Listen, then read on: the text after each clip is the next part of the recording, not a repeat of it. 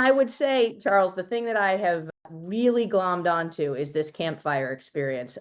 And pretty much every event that we have, I've really gotten into it. I structure a campfire experience. So right after you talk with our families, we had our big donor reception. And those big donor receptions at private schools are in nice places with fancy food and an open bar and all those things.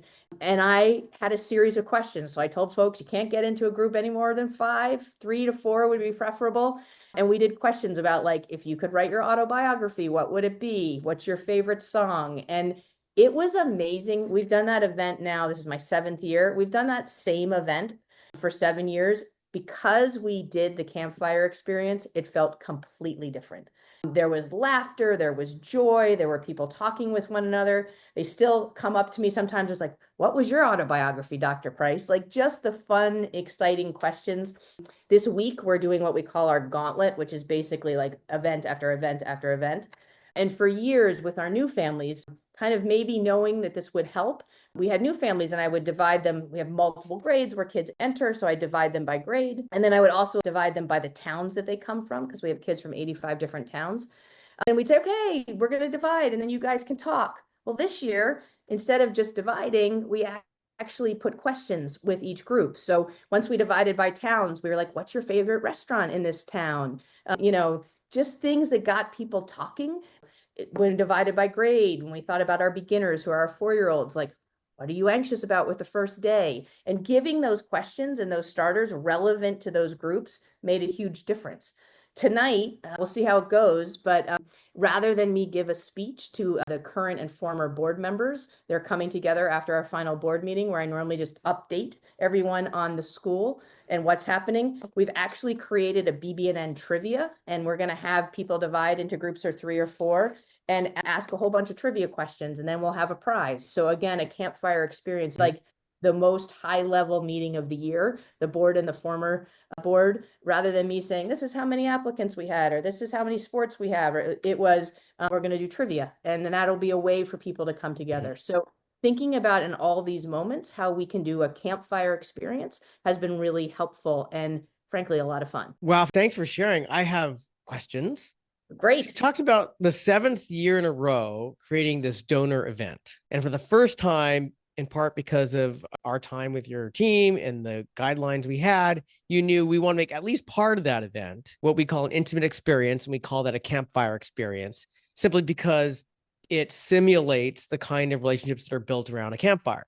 Right? You can't be in a room of 150 donors and have an intimate conversation. And you said it was totally different. You noticed there was more laughter and it was more fun. Absolutely. And I'm trying to imagine, how many people are working so hard to attract, include, build relationships with donors, and like which limbs they would give up to make those events with those donors full of laughter and full of fun. Correct. Because you just applied what you and I know, and anybody looks at the guidelines we created, very, very simple principles. So could you share more about what you noticed by shifting the design of that experience, that it just made more fun? Yeah. So, I mean, you kind of have to put yourself out as a leader on a limb a little bit, right? To be like, okay, guys, guess what? I mean, I've been here long enough that like people are willing to do what I asked them to do, right? And be like, okay, so now we're going to do something that you basically didn't expect was going to happen tonight. And we cut up little envelopes and we put 4 or 5 questions in the envelope and we placed them with groups of 4 or 5. And people's like opened the first question and it was just random questions from like, that you find. I Googled it, like, questions that you could ask at a party. And we came up with 4 or 5 and it started out slow, but then you just started to hear when people were talking about like, what song is their favorite song and why, or like, what would their autobiography be about? Or, all these different questions we asked, and it just became very, very kind of intimate. There was a lot of laughter. And then the other thing was like, couldn't get them to stop talking. So that's right. That's the best case scenario, by the way.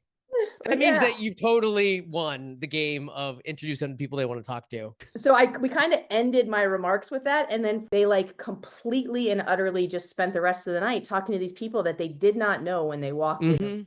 And because they had shared something about themselves, and like we worked to try to make some of them funny. It was just an evening of just sharing with one another. For the board trivia that we're doing tonight, like part of it is also like me sharing about the school and how we're doing and the size of our endowment. And then with the newer parents, having them, share their favorite restaurant was a way for them to connect around their town. Another one that I've done actually for a few years is we have our ninth graders go up to the woods for their first 11 days of high school. Talk about an interesting beginning of high school. And they always do an activity. And one of the things I've done at the ninth grade parent event, while the kids are up there, we have the parents come in. I always have them do one of the events the kids have done up there, or one of the activities. So we played Captain Cummings, which is like a more complicated version of Simon Says this year. And like just the laughter and the fun and the connection, I think is really amazing. And the trivia that we are going to do, that we did a few days ago, like even just having a prize, like people get excited to like get the BB&N swag if they can win the trivia. And we're more than happy to have people wearing BB&N swag. Wow. I have so many thoughts. I'm so thrilled to hear that you saw immediate shift as soon as you started using straightforward principles that we know work. I'll just share with you that one of the things that came up for me when you're sharing how it started slow and started ramping up is twofold. One is you get that commitment to the conversation, the emotional commitment, when they finally perceive, wait, the host is actually giving me enough time to have a fun conversation. And if they perceive like, oh, this is just a checkbox breakout thing, just to like, because breakouts are supposed to be good, then the conversation stays really low energy and superficial because nobody's going to get involved in the conversation. Someone's going to pull them out of. But when they get, whoa, this is like real. Like we get to have this fun conversation. Then we hear that emotion ramp up. And mentors have taught me when I'm hosting, be it a workshop or a dinner, to listen for the ramp up and then the peak and then the settle down. And if you know to listen to it, you'll hear it because that gives us an emotional temperature of the room of where they are in relationship to that activity. And the settle down isn't bad. It's evidence that like they're now comfortable with what's happening here. Right? Yeah. It's no longer like holy novel and they're like in it. And then of course, with some irony, your experience of having a hard time bringing them back from the campfire experience or the intimate experience to pay attention to the front of the room is with irony, the best case scenario. Correct. Absolutely. It means they're having such a good time. They're like, no, we don't care about whatever formalities you got anymore. You're like, well, that's why we did this.